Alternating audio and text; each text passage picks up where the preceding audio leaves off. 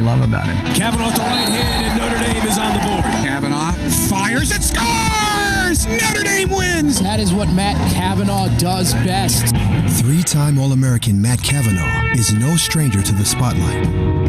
With the playoffs looming, the senior captain and the third-seeded Irish find themselves in the limelight again. Coach Kevin Corrigan is depending on number 50 for leadership and perspective, in addition to his famed offensive prowess, as the Fighting Irish battle for a national title.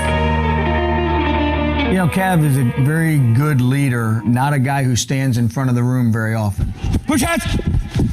Oh, lose. I just said push it. Yeah. My way of handling something like that is a one-on-one conversation. Yo, Borbs, that was some good dodge and read. Some good 12 and 12, bro.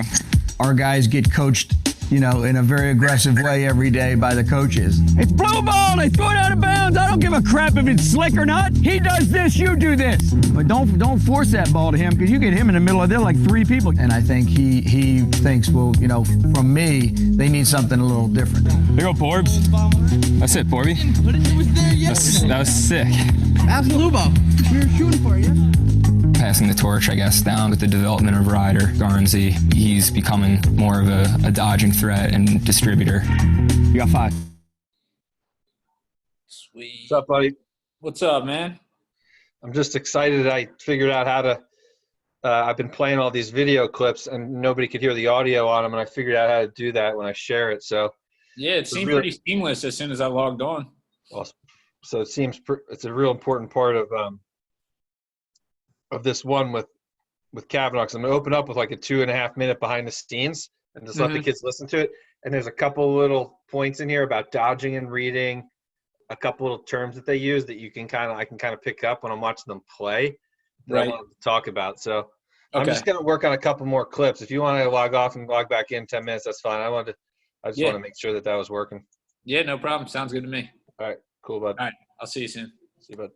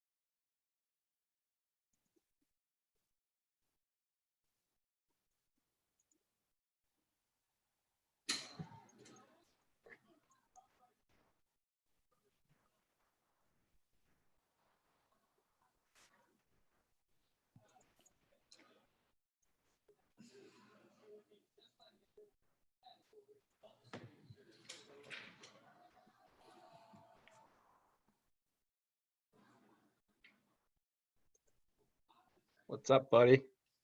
I'm just What's working. going on? I'm just finalizing a couple more clips. All right, cool. You can't hear the audio from my computer screen, can you? Well, No, I can only hear it's when you're not talking. shared, right? All right. Yeah. Cool.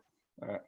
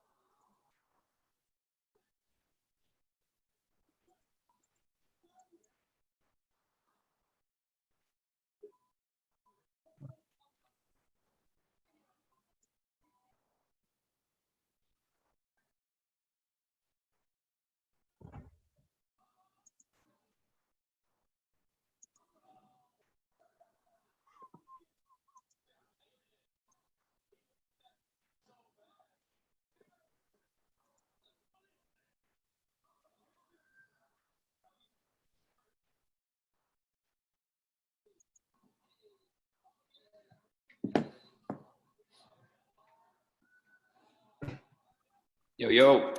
Hey, what's going on, Matt? What up, Zach? What's good, man? What's going on? Not much, man. How you doing? Good, bro. What's going on? Just trying to stay safe, I guess, down here in Florida. Down in Florida? Yeah.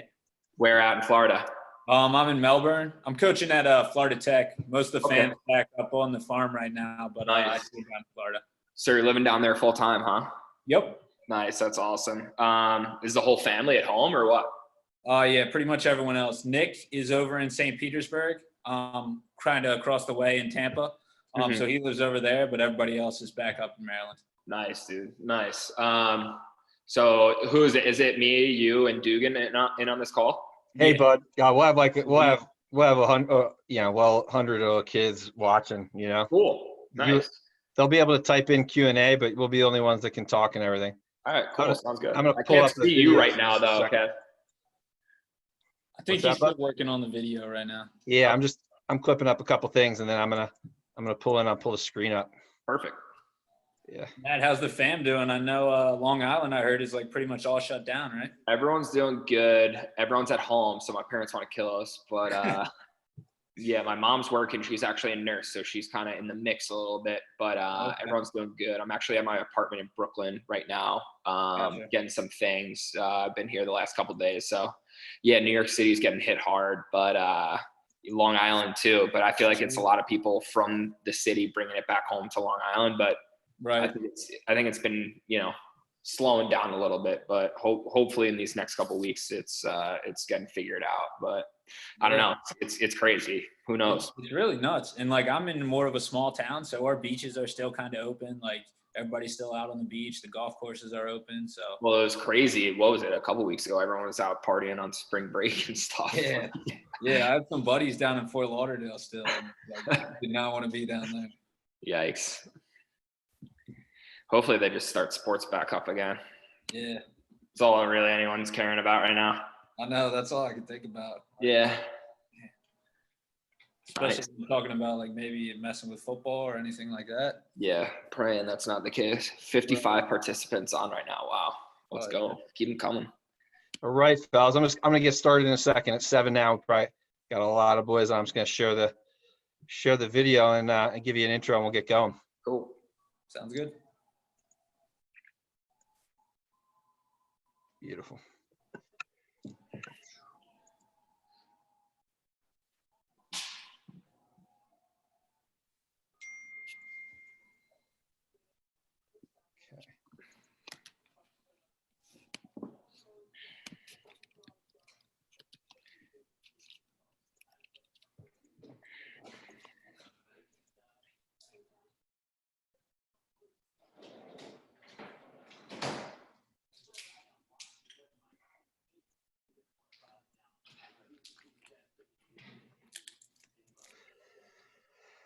All right, guys.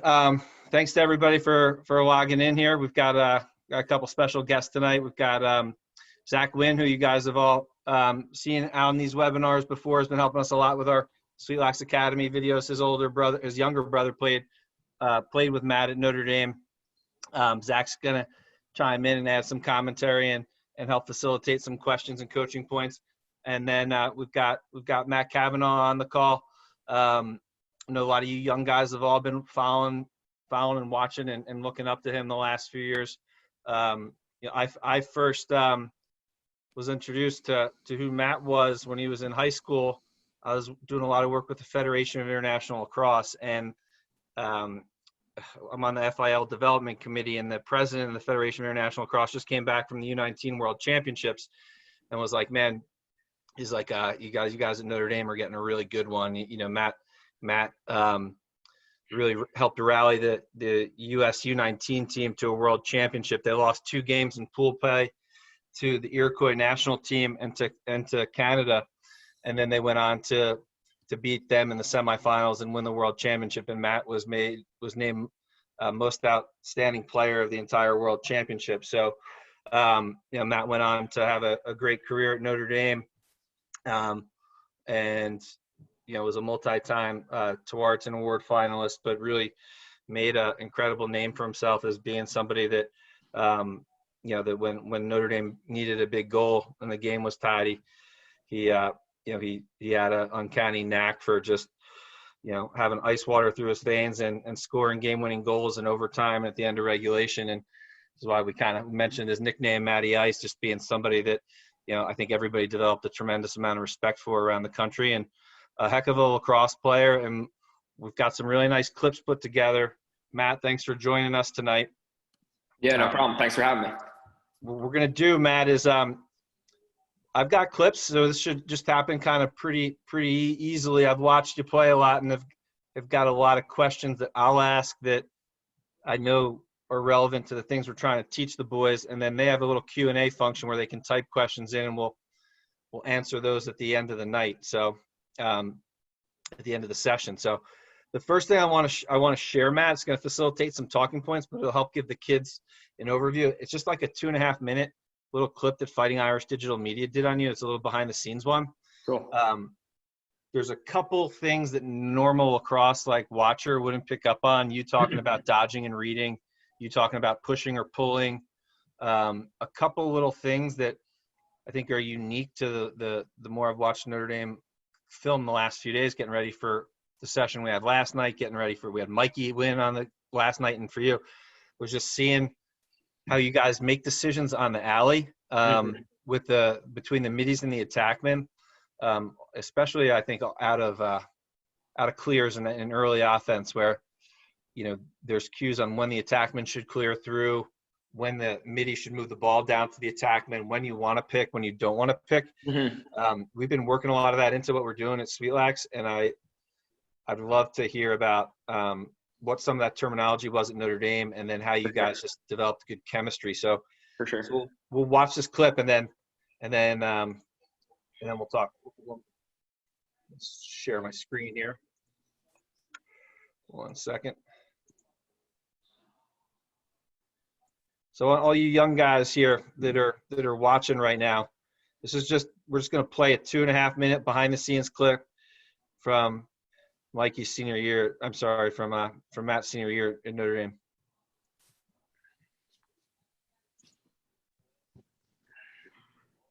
Come on. You guys hear that audio?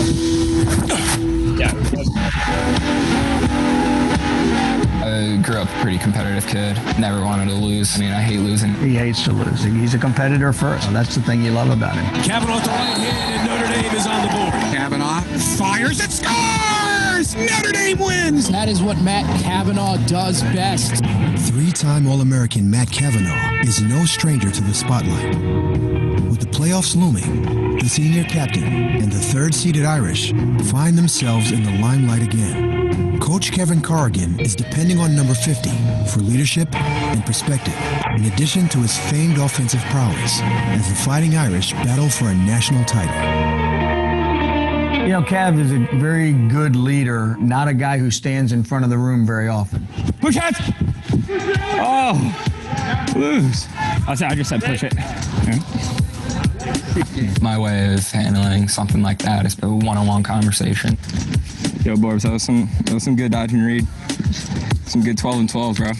Our guys get coached in a very aggressive way every day by the coaches. It's blue ball. They throw it out of bounds. I don't give a crap if it's slick or not. He does this, you do this. But don't force that ball to him, because you get him in the middle of there like 3 people. And I think he thinks, well, from me, they need something a little different. There you go, Borbs. That's it, Borby. That was sick. That's blue ball. We're shooting for you.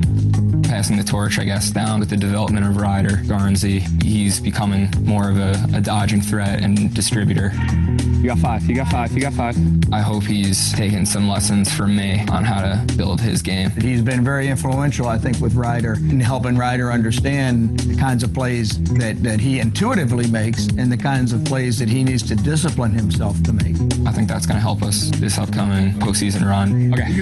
That's why I said to Ryder, you got to get out there early. Coach Horgan and I have I would say, a really good relationship. We've gotten to a level where we trust each other. I was out wide and didn't make the cut. I didn't know it was the cut back. Those conversations are really important. It's good to get his perspective on it to find out what he was thinking. So you go through, and then Cav, you're just left to play with him. You come to the middle. People coming after him and being physical with him and trying to take him out of the game. He just plays through all of that.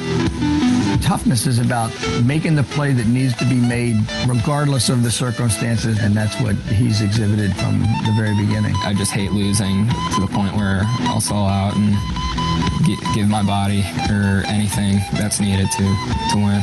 Kavanagh! Who else? With 7 seconds to go! That's the way they scripted. Right. So, can you guys all hear me now? Yep. Yeah. All right. You can still see the screen, right? Yeah. Mm-hmm. I can still see the screen. There's a clip coming up from the Albany game. Mm-hmm. All right, great. So there's a couple things there, Matt, that I wanted to talk about. No clips there, but there was a few terms and things that I picked up that helped me connect the dots to watching you guys play a little bit. Mm-hmm. And we'll see these in the clips, but can you talk about push versus pull? You could hear you talking to Lubawicki there, and you're like, you mentioned pushing. I know that the other night when we had Ocello on, he was talking about that push and pull is some terms that the attack and middies use, especially in that early offense, to talk about whether you're going to get through or not. Can you talk a little bit about that, and then we'll keep an eye out for it in these clips? So, well, I think Nick, the terminology that we would use is push and jump. Push pull, what I was referring with Eddie Lubawicki, is actually an attack term where if a guy is at X and another guy is on that left wing, a push pull would be that wingman pulling and the X attackman pushing up towards him, so you're not clogging his space, if that makes sense. But what you and Nick were probably talking about and referring to is push and jump would be a push down with the ball carrier at the midfield, pushing it down to the attackman on that low lefty wing, and then that midfielder continuing his stride and setting a pick on the on-ball defender, and the attackman receiving that pass, coming over the top and getting to the middle of the field. Okay, so we're gonna see that right here. Right, Yep. It's something we do that a lot, and we call it taco, which is easy for the kids to yell out. But we're gonna see Ocello set a pick for you, and then there's a couple clips here where I want to talk about like when you want to pick, when you don't want to pick. The last thing I want to talk about, a couple things, but before we move on from terminology, I want to come back to dodge and read, because I think that's just an important concept of kids to understanding creating space. And then you mentioned 12 and 12. Okay, these guys are used to hearing, when you're talking about like yardage language, they're always hearing 5 and 5. You want the island. You want an important like spot to get to as an attackman where you've got your defenseman on the island at 5 and 5. When you reference 12 and 12, can you talk about that? It's those spots, 5 and 5 is right at the island, where you can make a quick decision around the goal, but 12 and 12 is those kind of alleys and lanes up top where you're in shooting distance, and it forces the defense to really make a decision. If you can get to those spots on the offense, it really forces the defense to make a decision on sliding, and that's when you get the defense in rotation. So the more you can, and I would say getting to the middle of the field, you take that one step downhill. If you're dodging across the top and into the middle, the defense will send you to the sideline. You're no threat. But once you start to turn it in a little bit, that's when the defense kind of, gets uncomfortable and has to start their slide packages. Yep.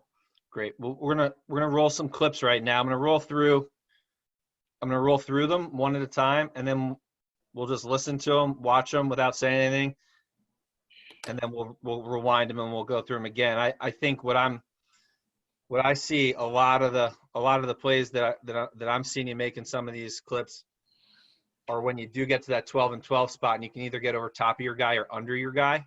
It's also a spot where like the man that maybe was setting a pick for you is in a spot where he can kind of set a pick or mirror for you. Yep. And we'll talk through that. So this. I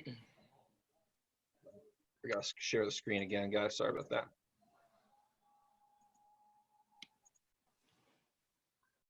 Okay, this is one we watched last night with Ocello.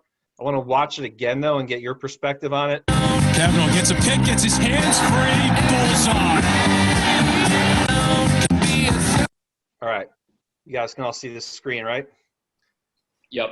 All right. So Matt, you want to take us through this? We call this taco. So for the kids that are listening, that are Sweet Lax kids, we got a pick down from a midi on an attackman. Yep. So you can talk a little bit about just the scenarios of picks on the alley that you guys do. So what I'm seeing right now, I'm carrying the ball up from behind GLE, and Nick is coming down from the high right wing spot up top. And what I'm looking at is, I know Nick is going to give a hard on-ball screen. He's a big dude, so it's hard to get around him. So if he's setting a pick, that defender's really got to work to get around it. And I can tell that he's not going to. And if you can look at I think it's number 13, the short stick defender, he's playing so far away from Nick and me, where that's really who I'm looking at in terms of spacing.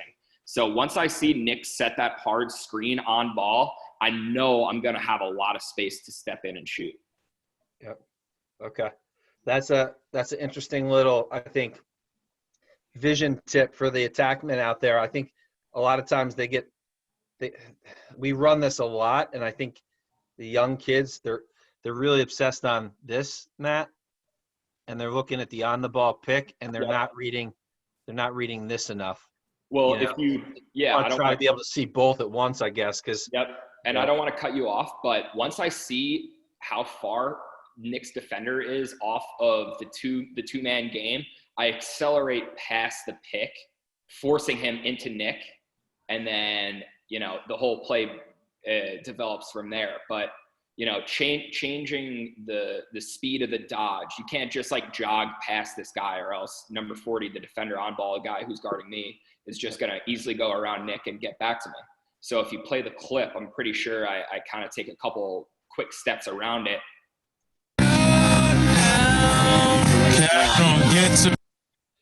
To a spot where, look, he's trying to fight over Nick, and probably Nick may have gotten away with a moving pick, but I'll take it. But look where I put myself, and now look at the guy who was covering Nick. He's still 2 yards away from the crease. He's in no man's land, and he's guarding no one right now. So yeah, I mean, if Coach Jerry Byrne is coaching the Albany defense right now, this guy is probably in a position to switch that pick immediately, right?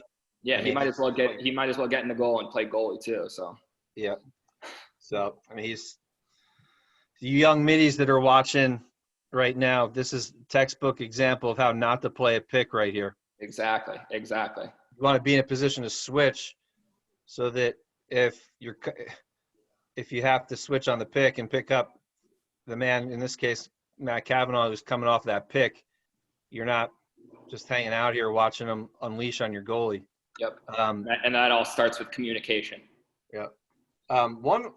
We run a lot of pass down, pick down stuff. Matt, I think the challenge sometimes is with not all picks are created equal, but also I think a big part of it is I talk with the guys about this all the time.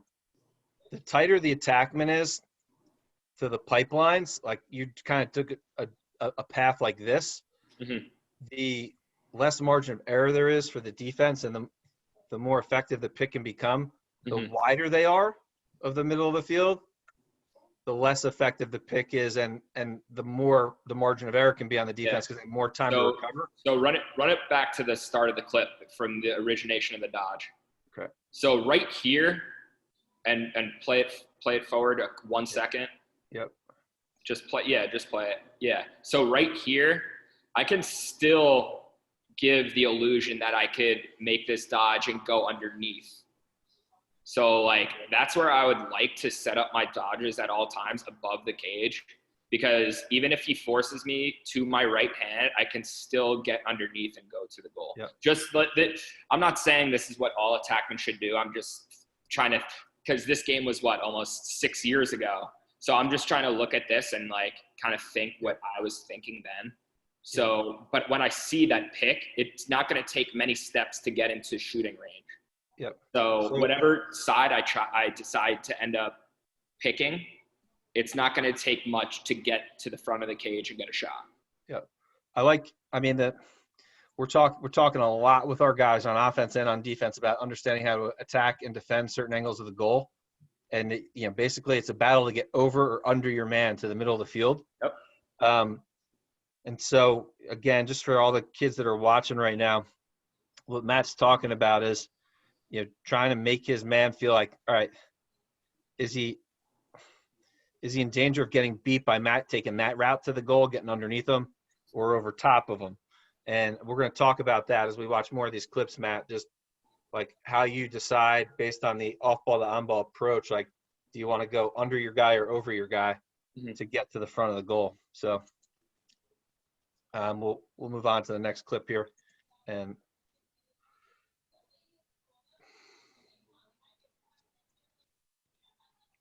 okay, we'll watch this one full all the way through, and then we'll rewind it. I'll play the audio as we're watching it through, and then we'll rewind it and we'll break it down. Kavanagh loses a double team, swims underneath and scores.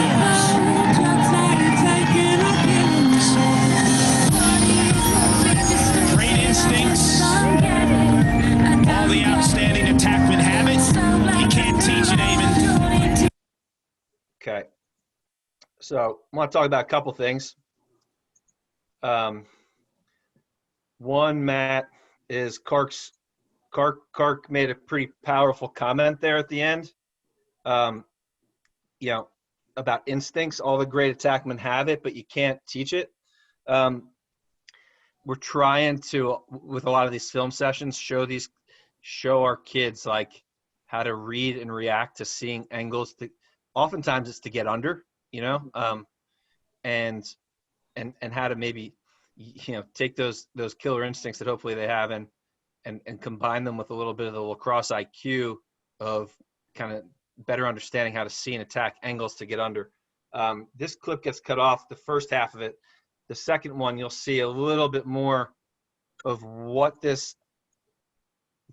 Ohio State on-ball defenseman was doing that enabled you to actually go from your right hand to your left hand underneath to get more angle. You started to take a route this way where you would have been running to your right hand into low angle. And when the guy went over your shoulder and got out of position, you're able to get back under him to your left hand. Yep. We talk a lot about trying to get our kids to see how do you get under, and how do you go from your outside hand to your inside hand to improve your angle. So let's watch this in slow-mo, and then feel free to chime in on just some things about instincts and knowing when to get under to your and change hands to the middle of the field. The replay will probably show you more. Start it from the beginning. Yeah, the replay shows more of the full clip, so I'm just gonna slow-mo it through the replay here coming up.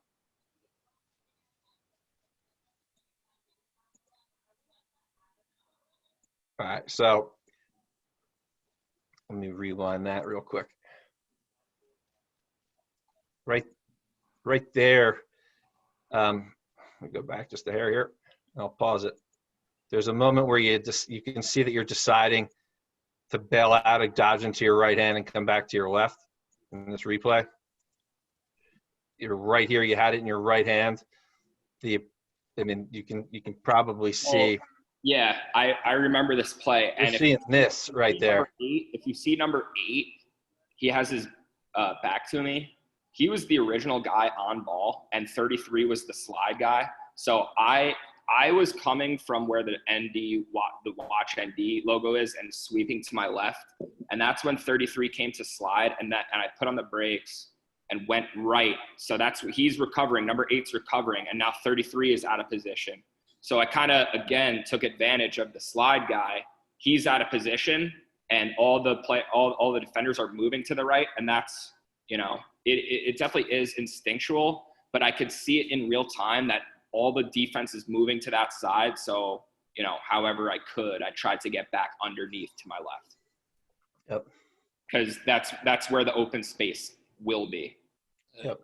And if you look at number 8's hips, Matt ends up pretty much on the exact opposite side of where he's facing right now. Yep.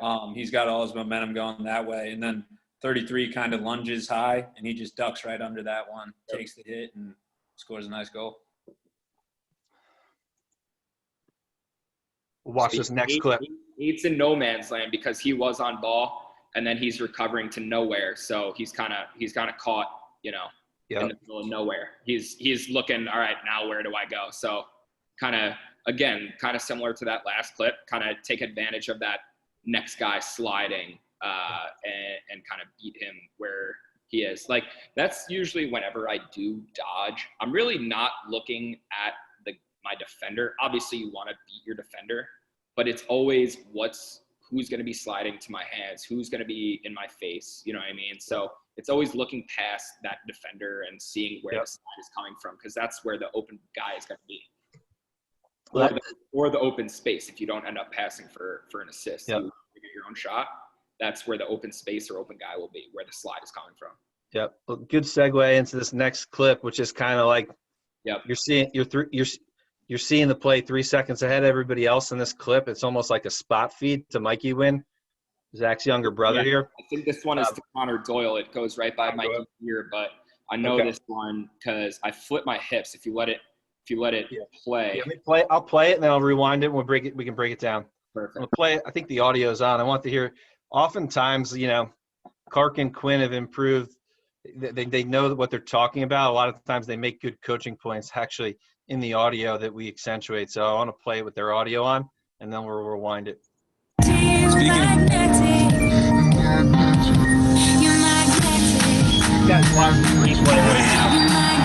why they call it execution. And that's why Matt Kavanagh, 50 in white, is an absolute stud. Take a bad possession on offense. They start to force it, look for the cave, look for a goal. Take a bad. Kavanagh loses a double team. All the outstanding attackmen have it.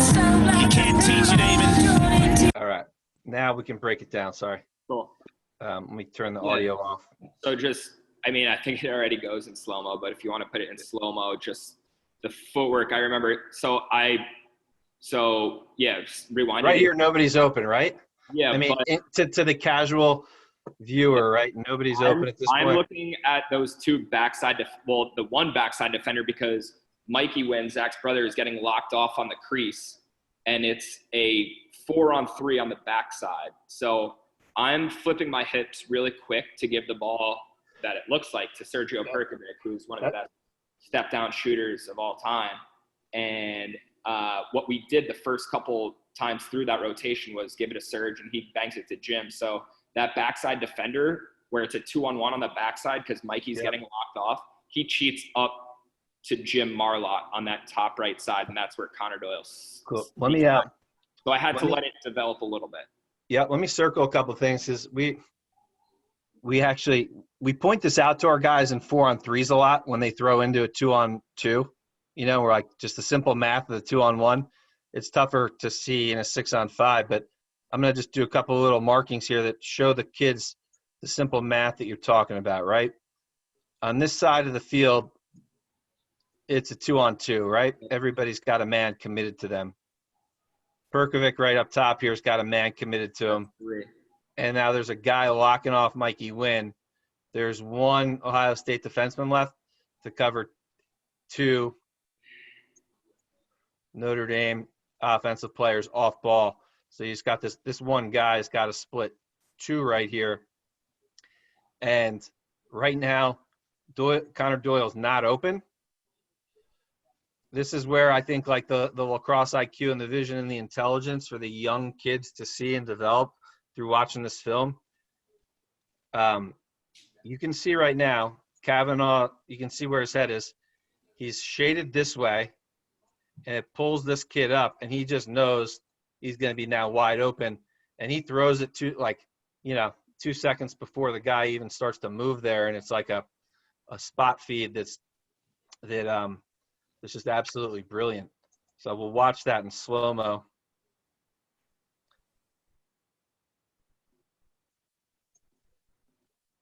So that little bit of a cradle fake right there pulls this kid up more, and you can just see how open that bottom left spot's becoming right now. You love when you see that opening up. Oh, yeah. You love it. And it's the little nuances of shoulders and eyes that drag a defenseman a few yards, that body language stuff. It's like a quarterback looking off. He knows he's got a matchup on one side of the field, and he's looking off, trying to draw the safety over to another matchup, and then all of a sudden it's just he's got the one-on-one that he wants. And if you rewind it a little bit, a lot of coaches call it hip manipulation, where I catch it looking at Eddie Lubowicki receiving it. Look, I'm squared up to Eddie, but then I flip my hips right there. Did you see that? And that's what really got the defense moving, because it looks like I'm giving it really quickly to Sergio Perkovic. So that defense cheats and tries to get in that rotation. So if you, just roll it through one more time, because you can really see the hips go through, where it's like kind of like a jump right there. And that gives me that time to, think about the next move with more time. Beautiful. And I think Matt has that lacrosse IQ too, that he knows if they're locking the crease and they're a 4-man on the outside, when he flipped his hips like that real quick, you could see that far side defender start to sprint up towards Jimmy and open up that bottom right spot for really good feed. Okay. I'm going to let these next 2 clips just play, guys. They're both man up clips. I will make the point, most of you young guys probably saw in that first segment, the behind-the-scenes video, you saw that one play where Matt goes all in on a dodge, and they slide and they basically blow him up and push him in the back into the goal. And Notre Dame was down 2, right? And with like a minute and a half left in the game, and then there was a 3-minute non-releasable penalty called. And so these are man-up goals. So they're catch and shoot goals a little bit, but maybe for the game winner one, Matt, we can talk a little bit about how you found space to get open. This first one, though, we'll just roll through this, and because we got some other clips to get through here. Yep. Bad possession on offense. They start to force it, look for the cave, look for a goal. Right back in your face. Matt Kavanagh, there he is in crunch time. Here come the Irish. Kavanagh! Who else? With 7 seconds to go.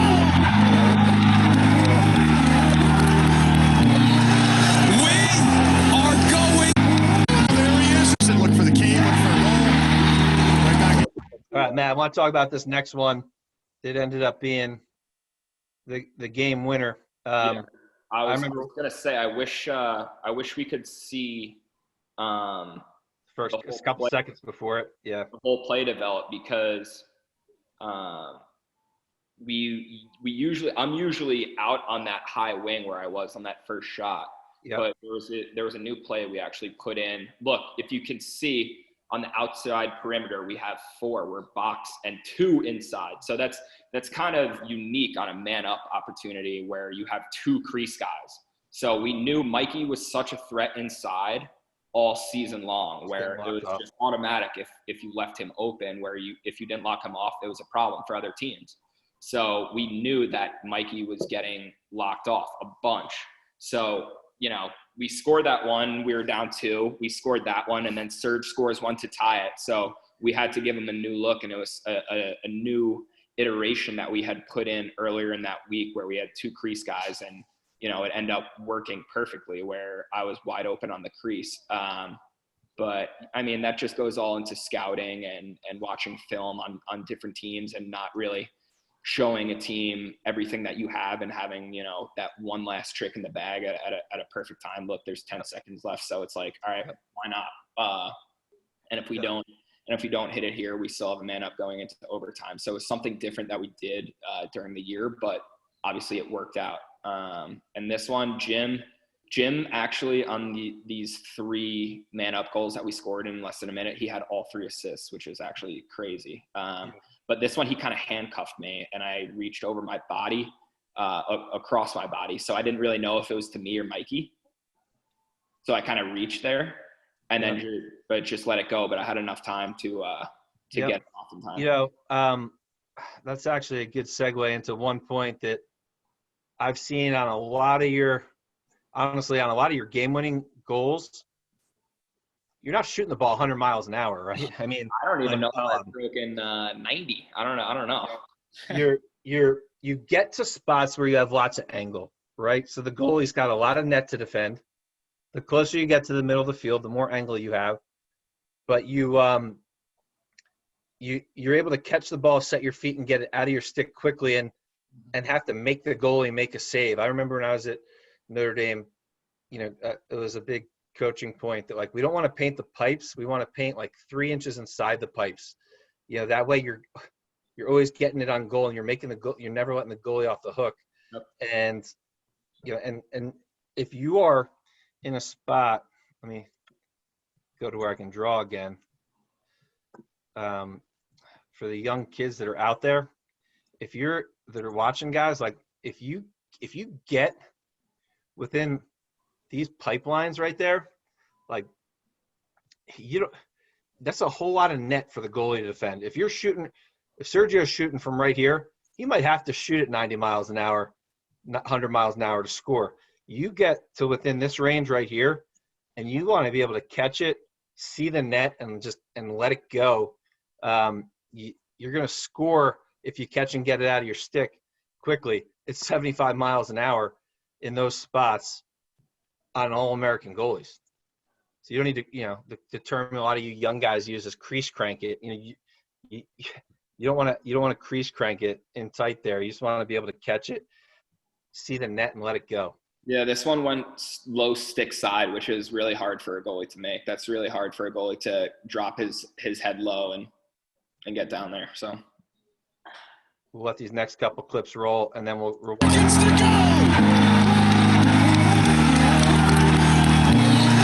We are going to overtime. Kavanagh senses the double. Keeps coming. Kavanagh. Ball game! Matty just iced it for the Irish. And they're heading to Baltimore. Kavanagh in overtime.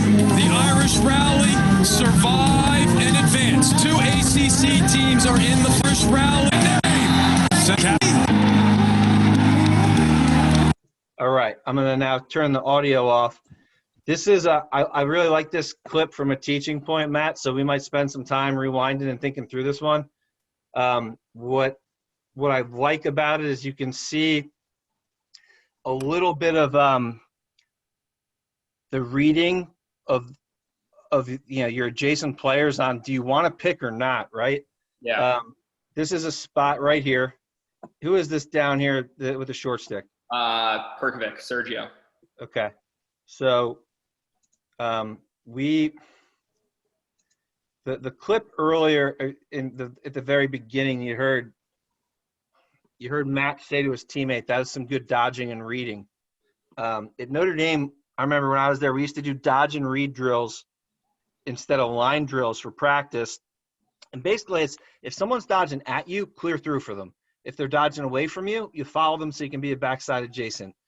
If they're coming at you with a pull, and you have a short stick, set a pick for them. things that just enable you to play kind of like smart, creative positionless lacrosse. And it was something that Dave Metzbauer at Princeton really kind of initiated during their run in the 90s, and then a lot of people copied it. And it's just we try to teach our guys how to be smart lacrosse players. But you can see right here, Matt's got a pull on him. He's adjacent to a short stick. Sergio with the shorty kind of gets under him, but is in a spot where he could set a pick, or he could just let Matt go and give him space. Matt, can you talk a little bit before we kind of roll through these clips about how you guys talk and communicate and read each other on, does he want to use a pick? Does he not want to use a pick? Does he just want me to mirror and get out of his way? So I actually, if we saw this full clip, I started where Serge was and I came up for the pick, and he kind of dodged down to goal line extended and then threw back. So we were kind of playing a two-man game with each other. That's what Coach Corrigan drew up. He was like, you guys just, set up picks, down picks, do whatever you need to do. We want to keep that ball in your guys' stick because Serge has a great shot and I can dodge. And if, something comes up, I can dish it to Serge for a shot or, dodge for my own shot. But if you go back, look where the four defensemen are. They're on the other side of that front side pipe. So we're pretty much playing a two-man game by ourselves on this half side of the field, which, that benefits the offense. So it's a 2-on-2 on this side of the field. So let me just draw a line down the middle of the field for all the kids that are watching. So again, this is I love some of the things that you're saying, Matt, that I not even seeing when I watch this. I'm thinking about the two-man game between you and Sergio. Yep. But if you draw, this is, I think, teaching kids how to have vision and see situations, just like on that man up spot feed that you made. Mm-hmm. If you young players out there can start to get into a habit of just seeing some quick math, right?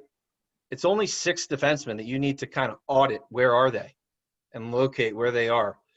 In this case, Matt is seeing 1, 2, 3, 4 Albany defensemen. I don't know what the hell this guy's doing, but covering the farthest guy away from the goal, and he's below goal line extended.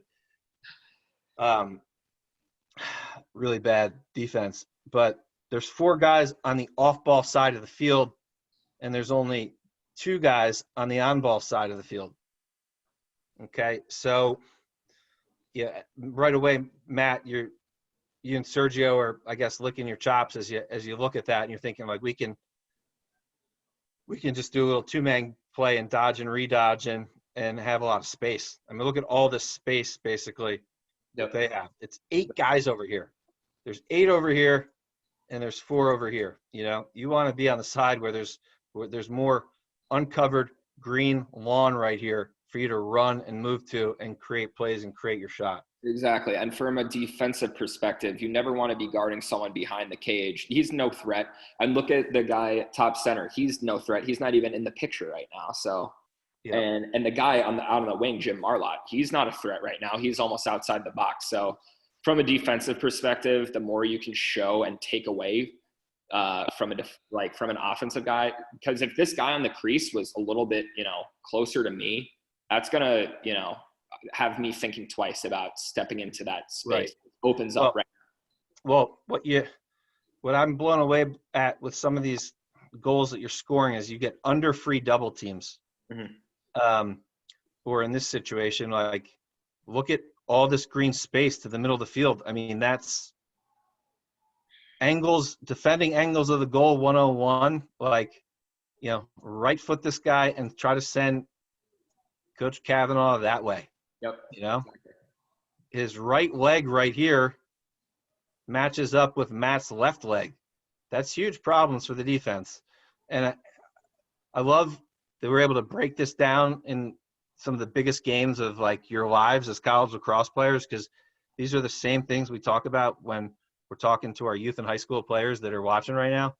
Is just if this kid on Albany just got his right leg right there, mm-hmm. you have to go this way or you have to bounce way up here. Exactly. He doesn't do that, and then the adjacent help is not stealing real estate right here. Look at his posture. Straight up and down right here. Yep, not in athletic position, not ready to slide if he needs to. So as we play through this, Matt's getting to the middle of the field right here. I sound like a broken record. Coach Petramala, who just left Hopkins, big news in the lacrosse world, one of the favorite quotes I heard him say was a year or two ago. He said, the team that gets to the middle of the field is going to win the game. It's like blocking and tackling in football. You get to the middle of the field on offense, you're gonna score goals. You take away the middle of the field on defense, and you're gonna limit the offensive production of the other team. In the biggest moment of these guys' lives, they're on the verge of knocking off Notre Dame to go to the Final Four in overtime. They're not doing little things right on defense. They're not doing things that our 2028 team, our youngest team, that we expect you guys to do. All these little things at the highest level of NCAA tournament lacrosse, they're the same breakdowns that we see all the way down to the rec lacrosse levels that you guys need to understand just how to attack and defend certain angles of the goal. All right, so this is what blows my mind a little bit.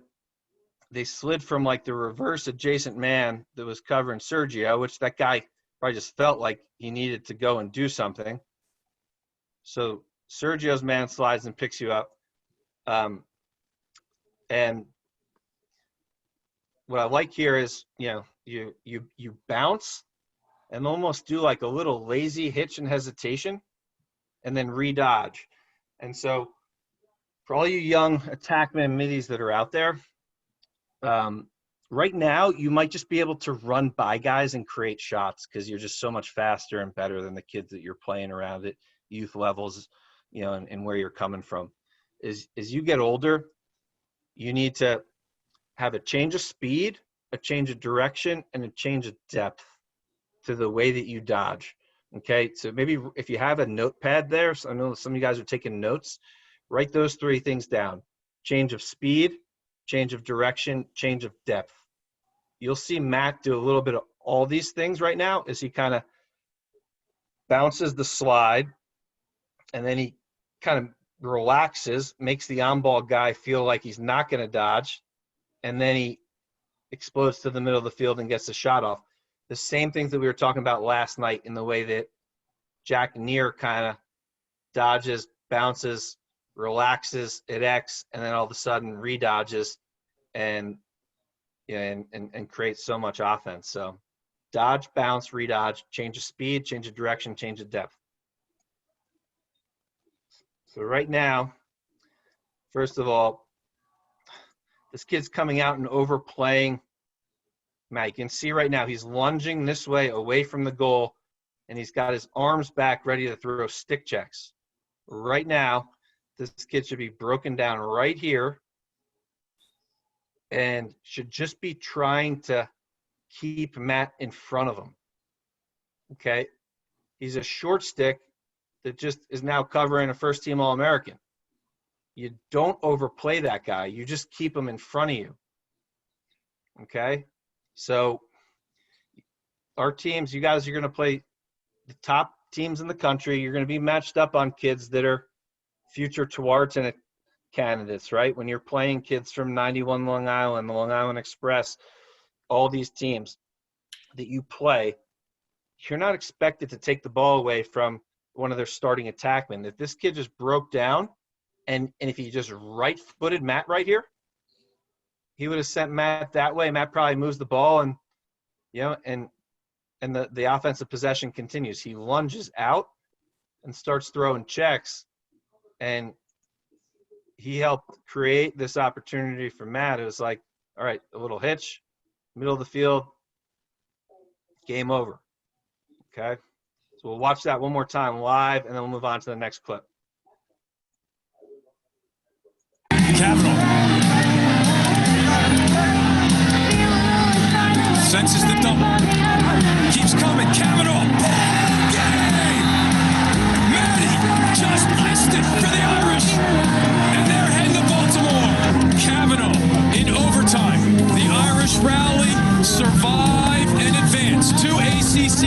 Aggies are in the Final Four. Once again, our final score, 14-13 Notre Dame in overtime.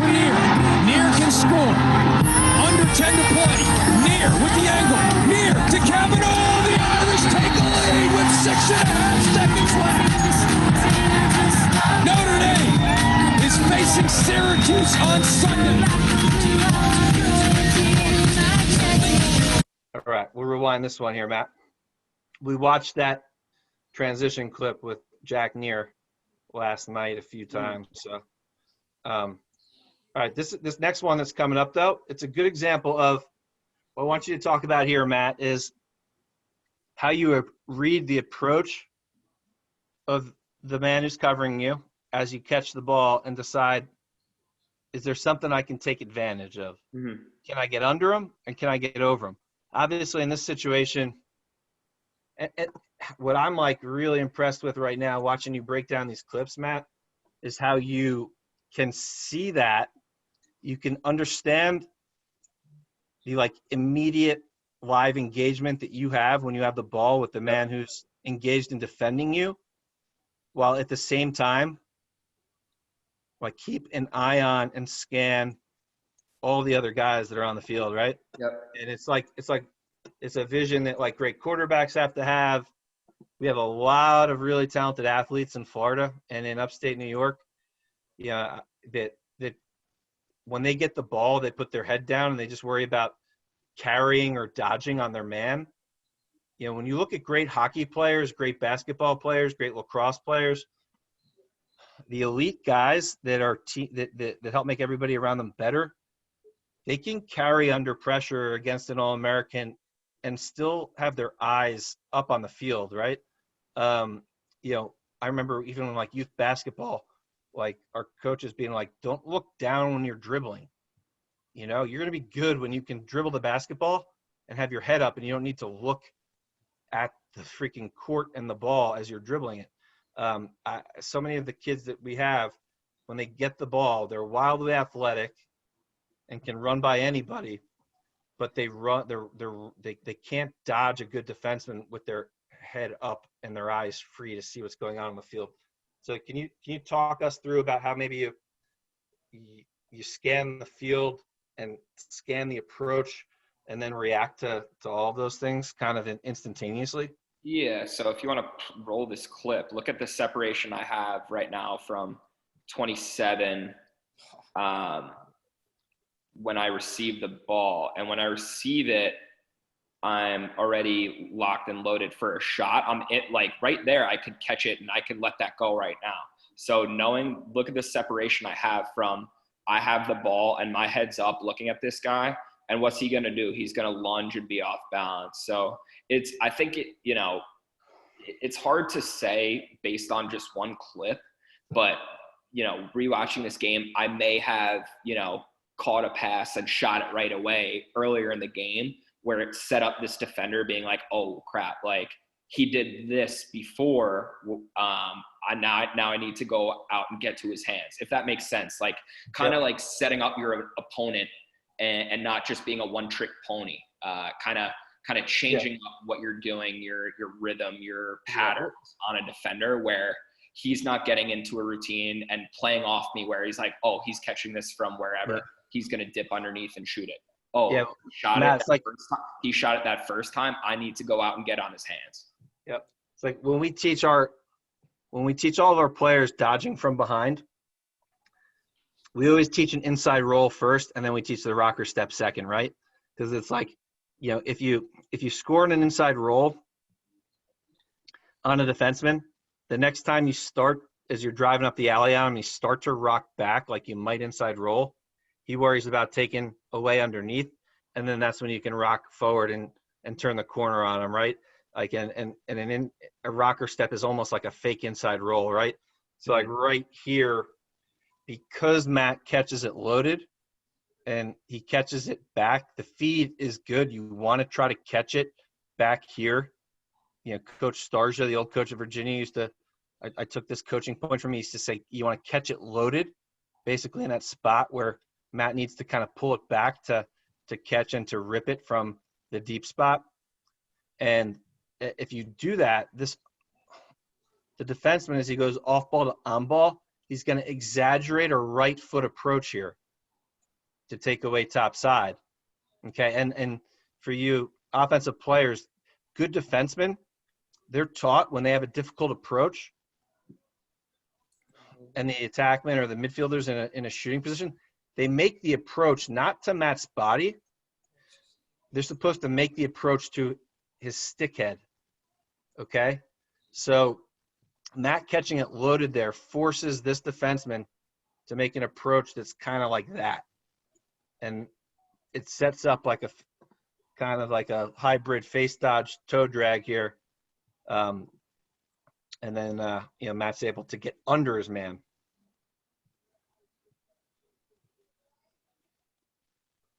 Okay. We'll let these clips roll. There's a few more that. Okay. That's one of my favorites. So when I'm right here, 77 is leaning in and trying to cut that off. I give it a little pump fake. The 77 right there. Yeah, I give it a little pump fake, like I'm gonna pass it. It's covering really short and. Who's he covering right now, Matt? He's covering somebody that's off the screen. Yeah, exactly. Yep. So if you want to run this in slow-mo back from the early dodge, yep, you can really tell that he jumps right back because he thinks he's got to play that on-ball guy now. So yeah. So you just do that little pump fake. Right. Yeah. Go back a little bit further. You see those 5-second ones next to the play button? Yeah, those are probably best. Yeah. Yeah, just let it roll from here. And then the slow-mo, because I kind of like hop into it, but I give it a little pump fake. Yep. Right there. So it messes up that slide guy. Like I said earlier, almost all of these clips, it's you're looking at the slide guy, that second guy. I'm just speaking from, higher level, and all the kids that you're coaching and playing with or teaching on a day-to-day basis with Sweet Lax, like the more experience that you get, the more comfortable you'll be dodging your defender. So I have a defender on my back, but I know where he's at, so my eyes are up. I think that's a huge key to success as a dodging attackman or midfielder, when your eyes aren't just strictly, focused on the guy who you're guarding or who's guarding you. So now I'm trying to manipulate the guy who's sliding to me. So I don't think I've ever seen anybody who's better at getting under free double teams than you, Matt. And some of it is probably just some kind of little change of speed thing. Some of it's that you're a smaller, shiftier attackman. But as we break down these clips with you, some of it is just tiny little nuances of shoulder, eye, and wrist pumps that just get this kid right here to hedge out. He doesn't go way out. He takes like just one half of a step out, one step. And then that gives you the ability to get under a free double team. Because I'm looking at some of these clips, and we really try to tell our kids, like, you know what? Don't dodge into free double teams. If your teammate doesn't clear through for you and you wanted to dodge, like, just move it and wait till somebody creates space. But so there's two things here that I'd point out. One is the nuances of all these little things that Matt does that creates angles and space for him to get to the middle of the field.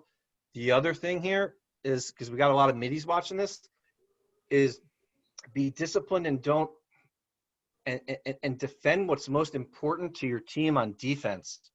If Coach Byrne was here, and we're going to try to get him on a call next week to go over stuff like this with short stick D middies.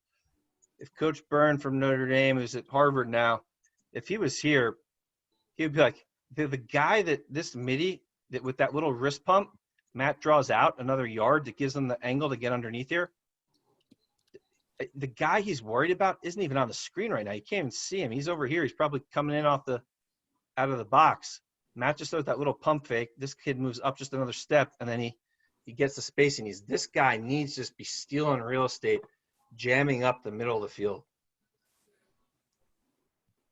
I'm going to let a couple more clips play, Matt. We only probably got a few minutes left, and we'll pick out the best ones. But for the young kids that are watching, they also just want to not hear us just keep talking. We'll watch a few clips, and then we'll pick out the ones where we see the best coaching points. Go low line drive.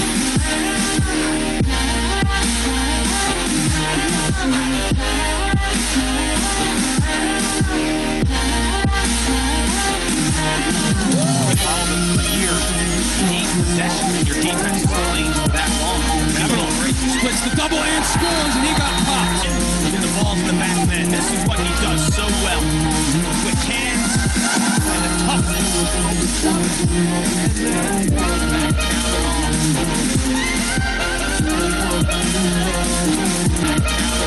I want to talk about this one, Matt. Because you leave your feet. That I don't even want. We can talk about the dodge and everything, but a really important coaching. You kind of dodge, and then bounce, and then they recover maybe, and you dodge the guy that slipped you. But the thing that I want to go over with all the young players that are watching right now is when it makes a lot of sense to leave your feet to get shots off. Right. I think the people that create shots, that are best at creating shots, they leave their feet at the right time to give themselves more angle to get to the middle of the field, but at the same time it makes it so much more difficult for that defenseman that they just got under to get on their stick and to disrupt their shot or to get a back check in. So I'd like to talk about that here, and we'll slow-mo it here, Matt. So right now you're getting under this kid. I'm just going to slow-mo it.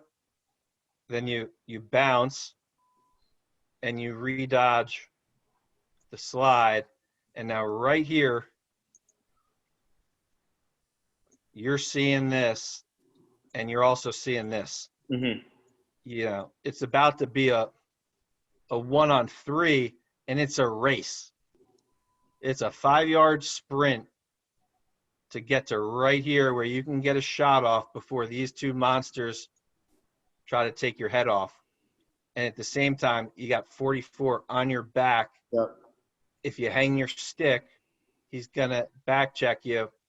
You need to get under and away from him, keep it in your right hand to the very last second, and then you need to dive as you put it in your left hand to get the angle you need to get it past the goalie, and at the same time get the shot off before these two monsters try to take your head off. Can you just talk a little bit about, like, I don't know, just as you got older, maybe sometimes when you're younger you do these things and you're just reacting to space as an athlete. As you get older, you can kind of see it and sense it, and when you do that and you can react and have the IQ and combine it, it's just you're playing at a much higher level. I think it's a couple things. Look at the goaltender, his first reaction. Like, I may have been pushed or not, but even if I am going down, I would like to shoot it high. Look at his first reaction, because he sees my stick low, and he's trying to match stick and go low as well. I don't know if I was pushed on this one or not. It kind of looks like I was, so maybe I was just reacting, and also kind of like a defense mechanism against like a guy sliding on top. Like, I see this guy coming cross crease. If I like dive like a little bit and go lower, I know I'm not going to get absolutely pummeled. So look, he's coming and I go down low. It's kind of like, I don't know, just survival instincts, a protection, I guess. But this one, I like this. I like this clip. This is a 2-man game as well. I get to pick 2 picks right there. And get back to my strong hand. So Trevor Brosco circling in through the middle, 34, and I see him, so that's why I spun and came back. And look, Trevor picked 2 guys. Yep, that's So I saw that developing. So I see Trevor coming. Yep. So, just giving something out to the young kids that are watching right now. This is something that we're going to teach you, and we're going to call it Utah. We'll put it in for the summer. It's basically a situation like this where you can see if you carry one way to set yourself up with better angle, coming back the other way, and to set the pickup to be more effective. You kind of carry one way and you make a U-turn. That's why we call it Utah.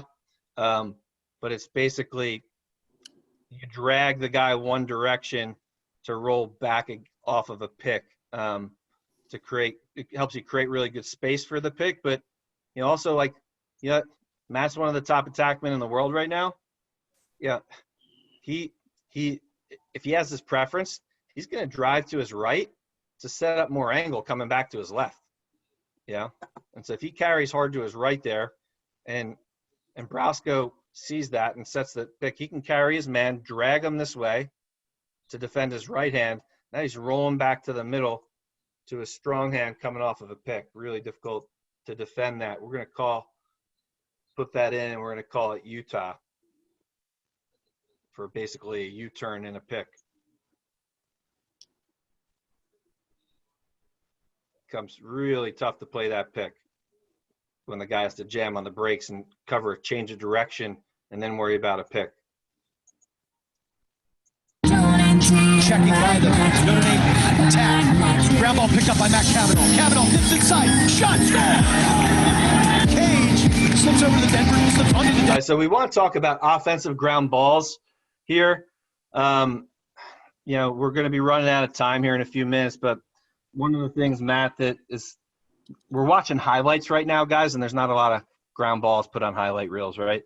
Matt is a pretty incredible ground ball guy, and he played hockey until he was, a junior in high school, and a lot of, I think, his hockey upbringing really helped him understand some of the angles that he gets to underneath his men getting to the front of the goal, but also it served him well in ground ball situations. This might not be the perfect example of like what I'm most impressed at, Matt, when I see you pick up ground balls, is when it's like a ball right here with a defenseman charging in behind you, and you kind of keep it from going out of bounds, establish good body position, and somehow find a way to keep it in bounds and handle it. But if you don't mind talking a little, this clip we can talk about the ground ball play, Matt, and just maybe some instincts and vision, because there's some vision in how you knock it out of the pile and then go run it down. And well, that's what I remember. I think I kicked this one, but there was a huge scrum at midfield, and I just kick it down to RN. One, just because if the defense ends up getting it, I gotta clear the ball again. So it's all the way down in their end. But yeah, so there's a couple guys, and it's a kick. You can see it right there. Kick it and run to space. You can use your feet in lacrosse, which is great, especially on ground balls. So look how much space there was open. If you want to go back, like I just kicked it. Luckily, the goalie didn't come out and get it, but just use my speed and kick it to open space and give yourself another chance. Well, kick it and go. Yep. Especially off of that, the play is moving to the sideline. You want to get it down to the goal line. That's fine.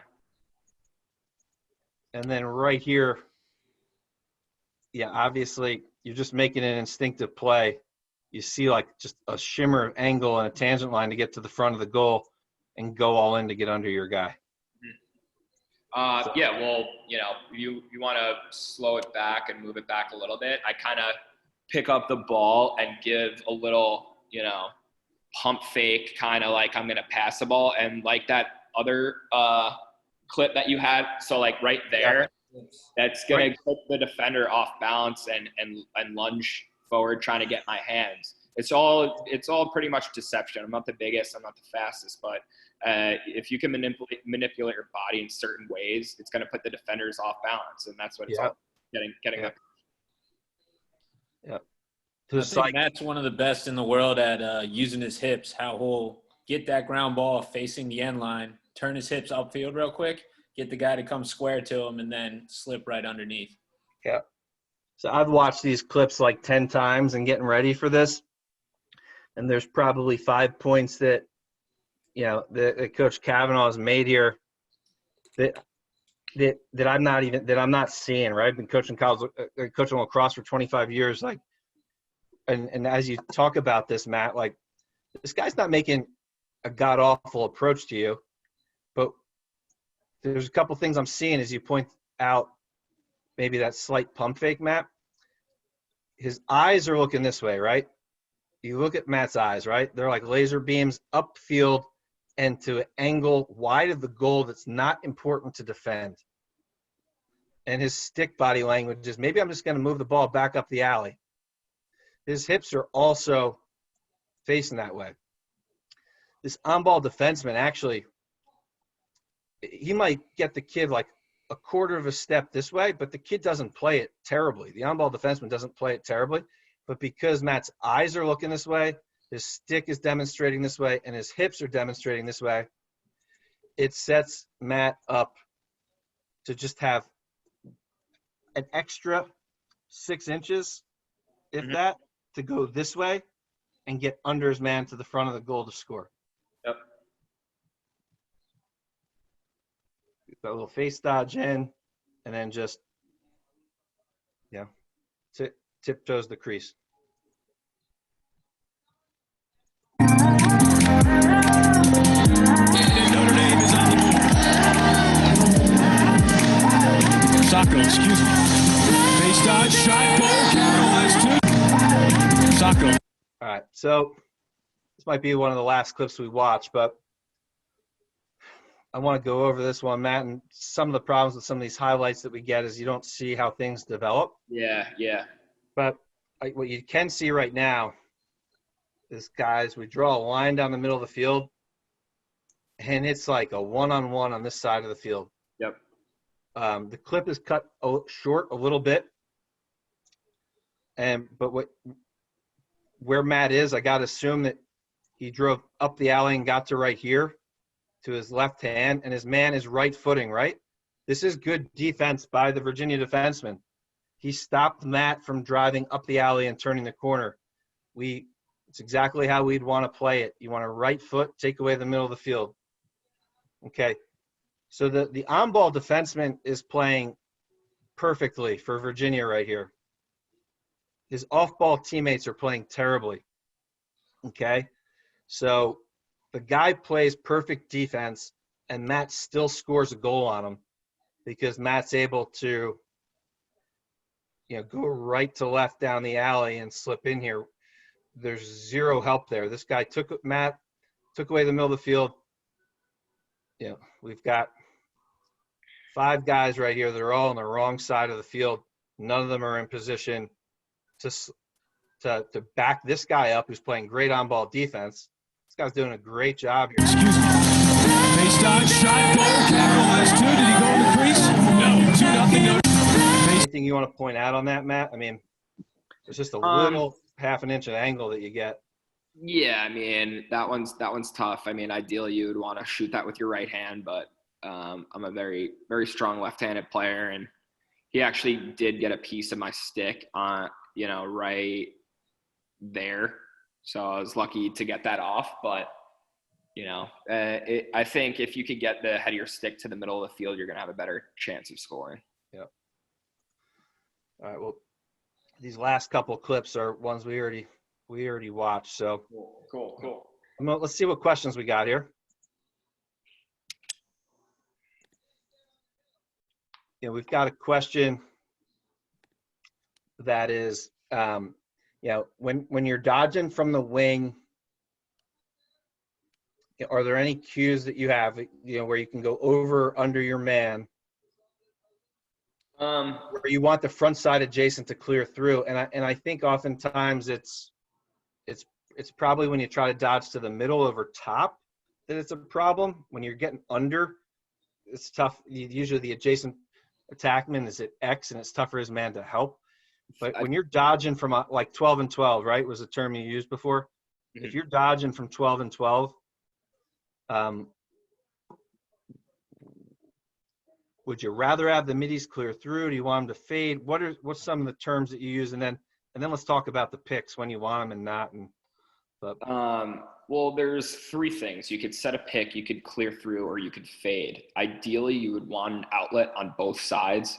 You never want to leave a guy who's dodging, optionless, where he's got to run maybe 10, 15 yards to get that outlet pass.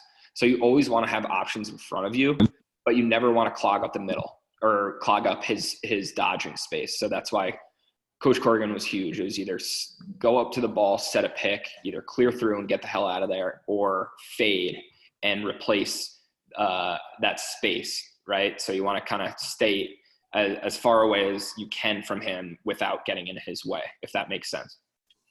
Yeah. So I'm gonna draw this up real quick, just so the guys can see it. Right. Let's assume that circles the crease. You guys can see my screen share right now, right? Yeah. This might not be absolutely perfect, but I'm gonna talk about the 12 and 12 spot that you're talking about, Matt, where you can be a threat to get over or under your man.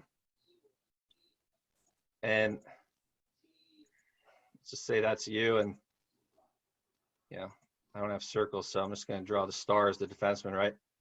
I just drew a million of them. But let me let's talk a little bit about that. So, like, let's say this is 12 and 12. You have the ability to get under your man or over your man to the middle of the field. If you've got if what we see a lot in the way you guys are playing is you oftentimes tend to have a midi like right there mirroring for you. Mm-hmm. In this spot where he's reading, do you want to pick? Do you want to pick? Is he going to pop out behind you when you pick a side that you're going to go? And then you're going to have a front side adjacent at some point that might be right here, whose man is going to be a free double team.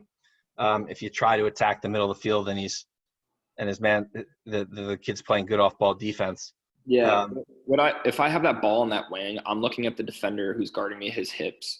If he's giving me that front pipe, that near side pipe, it's pretty much a dead sprint. So I'm going to split to my right and try to get back to my left, like we saw in that last clip. Yep. If he's playing me straight up, I can, give him a little shake either side, and whatever side he chooses, I'm going to go the opposite. Ideally, I would like to get to my strong hand to the middle of the field, but if he's giving me that alley for a straight, he's right footing you like that. Yep. You're gonna try to take it. Obviously, the angle to get under. It's just a sprint. As you guys talk with the middies that are up top, how do you try to get them to read when they need to clear through for you or not?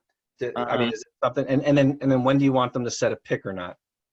Like in this situation, ideally, we like to have this kid get through if you're gonna come hard across the middle. I think that's just having that chemistry with your teammates. Yeah. Being more familiar with guys, you'll have a better tendencies and know everyone's tendencies. And if you're a good cutter, get through. If you're a good shooter, maybe you want to fade and be an option and an outlet. So I think it's just all a matter of having that good chemistry with your teammates, and communication is huge. And whether you come off during timeouts or on the sideline, during a midi run, having that extra communication with your teammates is huge. Everyone says defense communication is the biggest part of defense, talking who's hot, who's two, all that. I think verbal and nonverbal communication on the field as offensive players is just as important to outmaneuvering and outsmarting defenders. We got a good question here from Dalton McGuire. He's obviously been listening and watching closely. He said, what are some good drills I can do to practice body manipulation? Some of the things that you do. I think just playing a lot of wall ball and having like a quick stick and putting the stick wherever, you can. Because it doesn't take like a huge sky whammy pump fake type thing. It's literally just like a quick like hitch or something like that. I don't really know how to explain it because I never really like practice. It's not something I practice. Some of it. So Dalton has asked that question. It's a great question, by the way. Some of that's more of it's not skill based. It's lacrosse IQ based. Yep. And so Dalton, what I'd do is I'd study. A lot of that comes from watching film can help you with that. Yep. And seeing, what are some of those little things that great attackmen are doing to create that space. Some is kind of like scripted skeleton dodging and shooting drills. Deemer Class does a lot of this right now where they'll roll 100 cones out onto the field and have guys like making 5 moves before they shoot, but it mimics those types of situations. Coach Wynne actually put a lot of that type of, kind of dodge, bounce, redodge type stuff together for Sweet Lax Academy videos that are going to continue to come out in the next 2 weeks. But that's probably a whole nother webinar that we could have. Is the more we watch these clips, the more we kind of, and the more we're learning from Coach Kavanagh here, the more we're seeing like there's little things he's doing with his eyes, his shoulders, his hips, and his stick that just get a defenseman to take an angle to the wrong area of the field by half of a step that enables them to get under, you know? So some of that stuff you learn playing basketball. Some of you learn playing lacrosse. Some of it you learn playing hockey. You know, it's spatial relationship stuff that in team sports leads to lacrosse IQ. So, you know, with that, Luca Forte, yep, we're going to have defense videos for Sweet Lax Academy too. We put a bunch together with the Jacksonville University coaches last week. We're going to be pumping them out in the coming days, Luca. So, with that, we've got one last question here. We're learning more about footwork and body movement, and distance to do them. Great. Okay. So I think that in watching these clips of Coach Kavanagh, I think what's more impressive as I hear him talk through them is just those little nuanced things of how he sets himself up for more angle, and how he attacks angle instinctively. And I think, Coach, in closing, like everybody's, I think, kind of a little fascinated with your knack of kind of scoring these clutch goals in tie games and 1-goal games and in overtime. Can you just maybe just briefly touch upon the psychology of your approach to, those types of clutch moments and pressure situations? Yeah, I mean, you never really, you can never replicate something like that where it's such high stakes. So I think that's why we practice at such a high level during practice. The games were easy compared to practice, and that's kind of crazy thinking about it. But I think Coach Corrigan did a really good job having such intense practices during the week. And it's not 5 days a week. It's a certain 2 or 3 day period where we're ratcheting up towards game day, not the day before the game where we're doing the walkthrough, our final preparations. But when we sit in for film and go out and execute what we saw and were coached during film, those practices were intense. Because, when you're in the playoffs in the fourth quarter, you want it to be easy and have it come to you and have it, visualize what you've done thousands of times during practice where you don't have to second guess yourself. So yeah, a lot of the stuff that I do is instinctive, but it's drilled into my head and muscle memory, thousands and thousands of reps during the year, during practice. So, I'm sure you're preaching all the time, hit the wall as much as you can and take practice serious, because if you're practicing as hard as you can and getting all those reps in, the games are the easy part. Yep. Well, we want to thank you for sharing your time with us, Coach. One thing I did want to give you a shout out for was, Coach Kavanagh is, along with a couple of his friends that play on the PLL Redwoods, they just started a little lacrosse instructional company, and we're going to try to get them to out to some of our regional locations. And right now, obviously, with everybody in quarantine, they can't get to work with some of our players and teams in upstate New York and here in Florida. But we're really hoping that as soon as we're all able to get back out on the field playing this game that we love, that we're able to set up a nice little tour for these guys to come out and run some Sweet Lax Academy clinics on site with their new instructional clinic business that they started. So been real impressed with you and your partners in that. Nick Ocello last night was great, Matt. We really appreciate you taking all the time to give back to the younger generation and this next wave of talented lacrosse players that are looking up to you. And thanks for setting such a good example to them and sharing your time with us. We hope to get you back on here sometime in the next couple of weeks and have you share again with us if you can. So yeah, no, I really appreciate you having me, and let me know whenever you're going to do this again. I'd love to hop back on and go over some more clips and break some more stuff down. Hopefully maybe we can do some pro stuff. with the Redwoods, more recent stuff. But no, I can't wait to get down there and work with you guys hands on. But until then, stay safe, stay healthy, and hit the wall while you can. Grab a couple buddies and play around in the backyard or whatever. But overall, just be safe and be ready for when this is all over. All right, thanks, Matt. Zach, thanks as always, and appreciate it. You guys stay healthy and safe, and we'll catch you later, guys. Thanks. Sounds good. Thanks. Take it easy, guys. Later, Matt.